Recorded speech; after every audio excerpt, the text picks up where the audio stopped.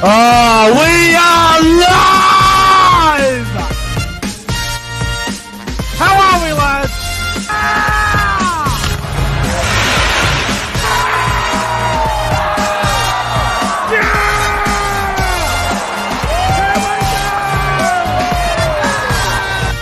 Come on, the footy! The footy's back!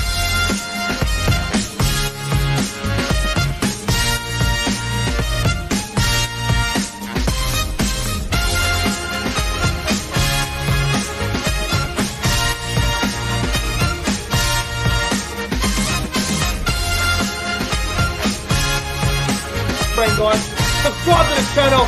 5, 4, 3, 2, 1. Yeah! The Cowboys win it! Woo! Welcome back to the YouTube channel. I'm Nick from Australia. Welcome to the Friday Night Football review for round 24 of the 2022 NRL season. Pro Enzo Vids is here. Bro, Roosters and Storm, what a fucking game that was.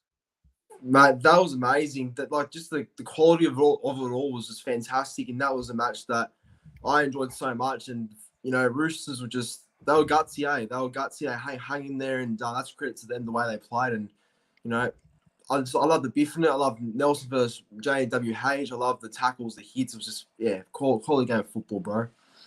Mate, that was one of the best games of the season. It had everything. It had fucking physicality.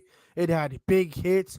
You had Nelson Solomona versus Jared Hargraves. You had Nelson Solomona versus Matt Lodge. You had Kamikamifa in there a few times. Kenny Bromwich wanted to have a go with everybody. It was fucking wild all night, man. And I got to say, James Tedesco, holy fuck. Does he have a bad game in him? Like, he's just that good.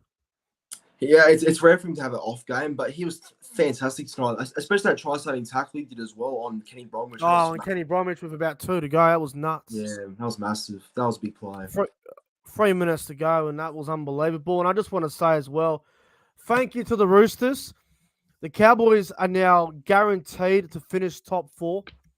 So I'm very happy about that, because next week, Melbourne will now play Parramatta at CommBank Stadium, where the winner of that game will finish top 4.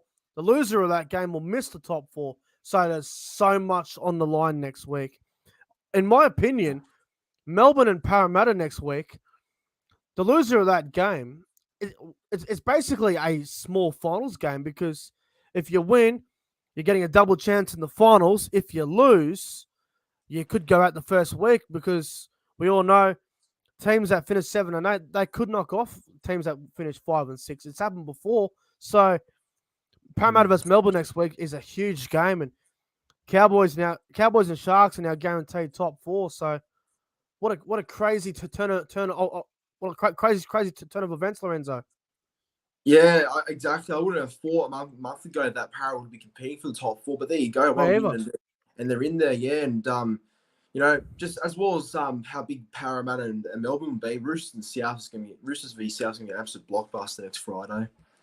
We will get to Penrith Warriors in a minute, but I want to ask you one question, Lorenzo. The Roosters, they've beaten Parramatta, they've beaten Melbourne and Melbourne, they've beaten Cronulla at Shark Park, they've beaten the Cowboys twice this year. Can the Roosters win this comp? They have beaten every team in front of them except for Penrith. Can they win it?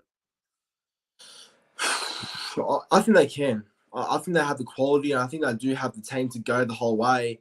It just depends that, like you said, with Penrith, and I think that they need to prove themselves against Penrith. Once they do that, if they ever do play again, then I think they're a massive chance going the whole way. Unbelievable game of football, man. Unbelievable. Fuck, I don't even know where to begin tonight, man. Obviously, we'll go back to the Panthers game in just a second, but that Storm and Roosters game was something else, man. I'd say it's in the top 5 best games of the year. It was wild. It had everything. Yeah, 100%. It had everything tonight. It was wild. So the Roosters are probably going to get a home elimination final by the looks of things. Although, if the Rabbitohs win tomorrow against the Cowboys, that Rabbitohs-Roosters game might determine who finishes 5th or 6th for a for a home final. And there's so much up for grabs here because Parramatta play Melbourne next week, and for and against is going to have a lot to do with this. I think if the Roosters win next week, they'll finish the year they'll finish fifth. And I think if there's so much up for grabs here. If Souths win tomorrow and beat Roosters, Souths will finish sixth. Or actually, they'll finish fifth because of for and against. There's so much to still happen. But if you guys are new to the channel, make sure you subscribe. If you haven't subscribed to the channel yet, make sure you do. It would be much appreciated. Also, like the live stream as well. Share it around to your friends and all that. Just so everybody knows, last night I was up at the Broncos and the Eels game at Suncorp Stadium. 30,000 people there last night. I was there, had a great night. Obviously, the game was dog shit. I did a review at the hotel. There will be a vlog coming out tomorrow for the Broncos Eels game. The vlog is done. It's already made. It'll be coming out tomorrow at some stage. So stay tuned for that. But this is the Friday night football review, and we're going to get into both games. And we're going to go back to the first one, mate. Penrith 46, New Zealand 12. Not much to talk about here. The Warriors started off well, but I just faded away, didn't they, Lorenzo? Yeah, well, I mean, if you're a Warriors fan, you would have definitely have probably celebrated a short-lived lead because I don't think that, everyone expected Warriors to lead 6-0 at one point, but, that was just luck. But and after that, I knew that Penrith were going to rampage after the Warriors scored through Reece Walsh, so I had no doubt Penrith would come back and fight, smash them in the end, and that's what happened, Penrith are too good, and it was good to see them lift the JJ Gilman shield as well, since they've won a Premiers now. So, yeah, Warriors, more misery to them. Yeah, look, the Panthers, they are minor premiers, and they did lift it up there. It was their last home game of the regular season. Obviously, they'll be back at Penrith in a fortnight's time for the qualifying final against, well, it's either going to be Melbourne, Parramatta, probably one of them, by the looks of things. If I'm Penrith, I'm trying to avoid Parramatta, right? Parramatta beat them twice this year. Yeah, that's a good point. Para do tend to test Penrith quite out, actually. They get up for them, eh? Yeah, definitely. Absolutely. And Melbourne did beat them a few weeks ago as well. So I think Penrith, either way, it's pretty awkward. And if the Roosters manage to somehow get into the top four, which I don't think they can get in the top four now unless something fucking... I don't know. I don't think they can. But you wouldn't want to play the Roosters week one either with the form they're in. Oh, yeah, so, no, I wouldn't. They're scary at the moment. Well, yeah, the Panthers, obviously, they had the returning of Jerome Luai tonight. Mate, what'd you make of Jerome Luai return?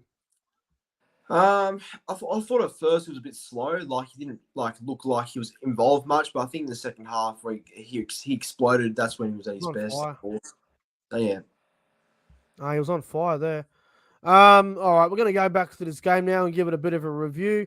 Now, like we said, the Warriors, I got off to a great start. There was a lot of good go on defense early from the Warriors. Reece Walsh scored the first try of the game, mate. Yeah, Reece Walsh, that was a quick start by the Warriors, actually scoring the first try in 6 minutes. Started well. Good start. And then after that, there was tries to Taylor May, Brian To'o, and Stephen Crichton. Half-time, Panthers 22-6. Now, Lorenzo, funny enough, I was on Twitter tweeting during the game and whatever, and I was talking to a guy in the live chat here by the name of Let's Go Bulldogs, and mate, I put out a tweet right now. This is actually this is quite funny. I put out a tweet while I was watching the Panthers Warriors game, and I'm like, where is it? I'm trying to find what I fucking read on here. I'll find it in just a tick. Bear with me. I'm pretty sure I read something about where is it? Was it like the something about Warriors are up 6-0. Good start for the Warriors, but then the Panthers will be up 22-6 at halftime. Look what happened. Halftime 22-6. Yeah, don't worry. I saw that. I saw your tweet by the way as well. Yeah, you predicted. How's that happen?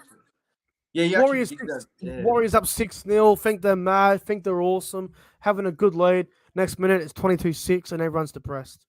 Yeah, you actually unbelievable. Yeah, that was mate, unbelievable. Man, in that first half, obviously the Panthers were a bit clunky early on. What about that try to Sean O'Sullivan on halftime? What about the ball movement from Penrith? That was That fantastic footy. that was just too simple as well. Like Warriors defense should be a lot better there, but nah, that was just credit to Penrith, I think, as well. Absolutely, mate. And look, obviously half time, Penrith 22-6, and hard to imagine the Warriors scoring 3 converted tries to come back and win. It really is, especially Yeah. down there at Penrith. Really tough. We get to the second half, mate. Crichton got a try, and then big William kick out went through a beautiful ball from Sean O'Sullivan, actually. Reese, Eli Katoa went over. He's a good Yeah. player, Eli Katoa. He's heading to Melbourne next year, so look out. And Taylor May got his double, and Isaiah Yeo got one late at the end as well. The Warriors, spirited early, but just could not stay in the game. And obviously, the loss of Sean Johnson was massive, wasn't it? Yeah, I think you could tell that that affected their game in terms of like kicking the ball and just game control. And I think he's a big loss for the Warriors. Don't know if he'll play next week, but no, that's typical Warriors. They always fade when they have a lead or something like that. So I'm not surprised. Well, it's the same as the Broncos Eels game. I was out Thursday night. Once Adam Reynolds went off, Yeah, they were lost. And same with the Warriors. Once Johnson went off, no direction, no creativity. They had Tory Harris playing in the halves at one point. I'm going, what the fuck? He hasn't played in the halves since he was at Melbourne. So that won't work at all. yeah, it wasn't working. Obviously, Penrith were far too good, as we expected them to be. They ended up getting the result, 46 points to 12. Lorenzo, they had a lot of standout players tonight, Penrith. Who would you say was their top three on ground, mate, with 3-2-1? Number three, I'm gonna go with Sean O'Sullivan. I thought he had a pretty good game for Penrith, Definitely. controlling the game. Number two, I'll go with Liam Kikia. I thought Kikia was very strong on that edge there and had a good game. And my man of the match, I'm probably going to give it to Taylor May, actually. I thought Taylor May was very good in the wing and got a couple of tries there, so I'll give it to him. I've got the same as you, bro, but a different order. I've got number three, Taylor May. Thought he was Yeah. very good on that wing, scored a couple of tries, played really well. Number two, I actually went Sean O'Sullivan as well. I thought O'Sullivan had a great game. That pass to kick out was beautiful. And then my man of the match is kick out. Involved in everything. I thought kick out was fantastic. So he's my man of the match. Panthers far too good for the Warriors at Penrith Stadium, 46 points to 12. Now, let's get into the main game, my friend. The blockbuster game, probably the game of the round. One of the best games of the year. I think it's in the top 5 games of the year for mine. It was just so physical. The collisions were crazy. It was like a car wreck out there. I know a few people won't agree with this, but I'm getting a vibe of a tiny rivalry building here, bro. Like, I know people are going to say, you can't say that. That's bullshit. It's just my personal opinion. Melbourne and the Roosters have had a few big games over the last couple of years, and every time they play each other, there's always firing encounters. I'm getting a sense of a small, minor rivalry here.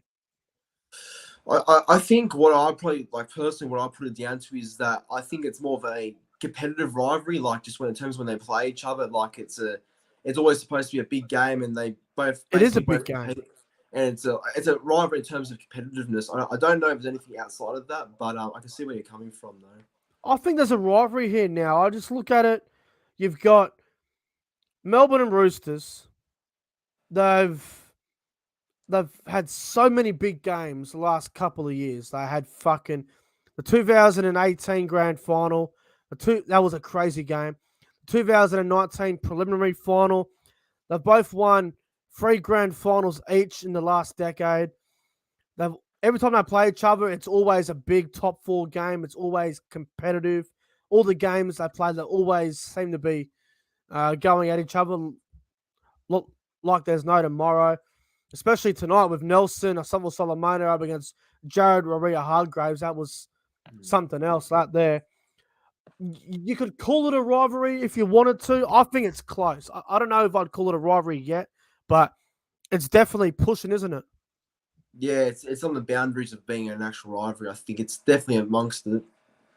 It's going to be up there soon. I think it's a modern day rivalry, maybe. I don't know. I mean, I know a few people will probably go off their head about that, but some might say it, some might not say it. I guess everyone's got their own opinion, but it's definitely building to something, I feel like. Anyway, all right, we're going to talk about this. Jared Rorea Hargraves' headbutts on Nelson Asafa Solomona on the ground. He got binned. He got sin binned for it. I thought he was going to get sent off. I really did because headbutt someone on the ground is one of the lowest acts that you could do. Yep. Sin bin or send off because I thought it was a send off for sure. Yeah, actually, I think it's a send off as well. I mean, doing a headbutt, especially that's the deliberate foul play there. It's deliberate and it's disgusting, and we want things like that out of the game. So, and plus, Hargreaves there's no stranger to getting in trouble either. He's a fucking he's a grubber, and I'm pissed off at him. So, well, I would give him a send off. Lorenzo, I know this is probably an unfair comparison, but last week in the Dragons Titans game, Francis Molo got binned for a careless high tackle. He got sent off for it, right? He got sent off for a careless high tackle. If that was a careless, deliberate act for a send off, then how was Hargraves' headbutt on Nelson not a send off? Well, I think you put that down to the consistencies of the referees. Obviously, they get it. Obviously, there's no consistency, and then mix it up. So I guess you put it down to that, really. And not just that from Hargraves. Nelson as well came in with an elbow on the ground. I think it was Lindsay Collins he got. I can't remember who the fuck it was. How did he not get binned for that? Well, definitely was lucky to get off of that one, that's for sure, because I think if there was any other player, would have definitely gone to the bin for sure. Jared Hargraves, Nelson Solomona, how none of them were sent off tonight is beyond me. But in saying that, they're both going to get fined. They're both probably going to cop a week for what they did tonight. Look, I get it. It's a physical game. They killed each other tonight. But we just need to be careful with the boundaries that players are stepping over. I think give them a fine, suspend them for a week, and let them fresh for finals. That's what I reckon, anyway. Yeah, I mean, there's obviously a limit in terms of what we do or what players do, I think, and obviously it's good and all, but like you said, there's a limit to what they do. If I wake up tomorrow morning and I see a thing on social media that says Nelson Solomona looking at 3 weeks on the sideline or Jared Hargraves looking at 3 weeks on the sideline, I'm going to fucking lose my mind. Because here's the thing. Look, maybe they were send-offs, offenses, maybe they were sin bins, but it's all a part of the game. What happens on the field stays on the field. Yes, they may have crossed a few boundaries tonight, but give them a week, give them a fine, and get on with it, right? Don't give them 3 or 4 weeks on the sideline. I pray that it doesn't happen. Yeah, 100%. I would have just given them a week, if anything. That's as far as the suspension goes. Just 1 week, please. 1 week, for fuck's sake. Don't give them 3 weeks charge. Grade 2 bullshit, cheap, deliberate. Just fuck. 1 week is all I want to see. No, yeah, I agree. 1 week for sure. Now there were lots of incidents tonight. You had the Kafusi one where he had the chop on. I think it was Hutchison or someone. It might have been Crichton. There was drama all night in this game. But mate, let's get into the game. And mate, Olam, he should have scored the first try of the game, but he fucking dropped it. Oh, how could he drop that? I mean, that was the most simplest try that anyone could have scored. Oh, it was a grubber kick, to be fair. It was pretty tough to ground. Yeah, but bomb chance there for Melbourne early on. I put the grubber in there for Harry Grant, and then I don't know what happened. The Roosters players got a little bit lost there, and Olam nearly got Olam. I think Tedesco knocked it back, and Olam knocked it on. So it was. Yeah, I mean, he probably could have scored it, but unfortunately, it just didn't happen for him. Roosters go down. Roosters ended up having a 2-0 lead early, actually, because in the first minute, there was a one-on-one rip there from Harry Grant. The Roosters went 2-0 up, and then obviously the Olam, we all thought he scored, but no try. And then literally 2 minutes later, mate, Daniel Tupou in the corner. Of course he scores in the corner. It's Daniel Tupou. Well, he's a very reliable player and a very safe player too. So, yeah, Tupou, too good. Roosters 8-0. Great start for the Roosters, mate. And then in the 18th minute, Joseph Manu scores. Roosters were flop. They run to the left-hand side, back to the right-hand side. A kick cross field for Manu. Manu scores out wide. Joseph Manu, gee, he's a good player. Oh, that was a great try too. And, yeah, that was a big moment for Roosters heading up 10-0 in the lead there. Roosters lead 14-0 over the Storm. Great start for the Roosters. They were on a roll. And then obviously the Hargraves and Nelson thing happened. Hargraves went to the bin for the headbutt. to the head on the ground or on Nelson or Solomona. Very, very dirty play. And then Melbourne, obviously, they had the 13-12 advantage. And then Xavier Coates, mate, went over in the corner. Yeah, well, about time Melbourne scored. Took them like a little while to get over the white line there, but good try for Coates in the end. And they needed that one to Storm. It was 14-6 in favour of the Roosters. And then right before half time, Takiyaho with a bit of a dangerous tackle there. Nick Manning takes the 2 points, and at half time, mate, Roosters 14-8. Fuck, it was a great first half. Yeah, well, I mean, like what everything happened in the first half, pretty much. You know, between Nelson v Hargreaves and all the big hits and all the fights, there was just a big dramatic first half, and the second half got even better. Get to the second half now, and first half was fantastic. Joseph Sawali went over in the corner, just got the ball down, just. Sawali, he just keeps getting better and better, doesn't he? Yeah, he's a real talent, Sawali. I mean, I enjoy watching him as a player because I think he's only 19 years old. He'll only get better, and I think the future for him is very, very big. So that was a good try by him, a very important one too. Can you imagine Sawali when he's like 24, 25 years old? It could be anything. Yeah, what he has achieved by then, like it's scary to think. It is freakish. It is freakish, mate. Roosters leading 18-8 over the Storm at that point. And then I think, Lorenzo, we were talking on Instagram about the game, and we're going, well, 18-8 down. You can't write Melbourne off. You just, especially in Melbourne, you just can't write them off. They're a chance. Nick Meaney scores in the 65th minute, and it's game on again. Yeah, I mean, that try to Meaney was very important. And, like, I saw some people saying that was, an obstruction, but piss off. Oh, it didn't look good. It did not look good, bro. I don't think it was, but yeah, there we go. Meaney tried, and yeah, it was a good one. It didn't look good because I think the player was in the way, but he was like, where's he going to go? What was he going to fall over? So I understand. Yeah, exactly. I'm glad the try was given, but it didn't look good because we've seen them being pulled up before. So Melbourne get away with one there, as they usually friggin' do. Roosters 18 points to 14, 10 minutes to go. Then the Nelson thing happened with the elbow to the ground on the throat. That was dirty. Now, this part of the game, I really don't even want to talk about it. The Victor Radley seizure. God, man. Oh, that was awful. Did you see his legs shaking, bro? I felt sick watching it. I felt so sick. Yeah, it was having a fit, and I was actually pretty freaked out by that because I never really seen it live on an actual footy ground before. So that was not good at all. Hope he's all right. Mate, that was horrible. That was horrible. And I got to say as well, the broadcasters need to be held accountable for this. Do you it's not appropriate for kids and people to see that shit on TV. Why didn't they just go to a commercial break? Once they saw the legs shaking, they would have went, nah, commercial break for 30 seconds. It would have been a lot smarter as well because it's distressing for especially young people as well seeing that. So that was just a bit wrong by them. Now, I watched the game on Channel 9 tonight. Now, I'm not sure what Fox Sports, I'm not sure what they had their camera on when it happened, but they should have just went to the crowd and just looked around because when I saw the legs shaking and I saw him knocked out, I automatically turned away and I just couldn't look at it, bro.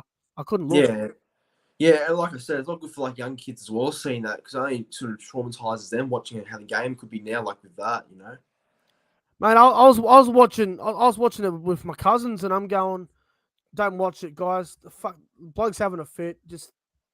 And obviously they look at the TV, they go, oh, what? And I'm like, oh, fuck. You don't want to see it. You just don't, bro. His eyes, oh god. Yeah. Now that was sickening. It was disgusting, bro. I felt so sick. Channel 9 should have went to a break, bro. Like that was fucked up. Yeah, absolutely. I would have done that. Fucking disgusting, bro. I'll tell you.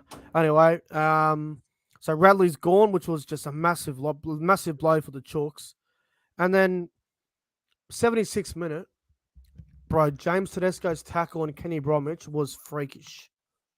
That changed the game, in my opinion. That was the tackle that pretty much won the game.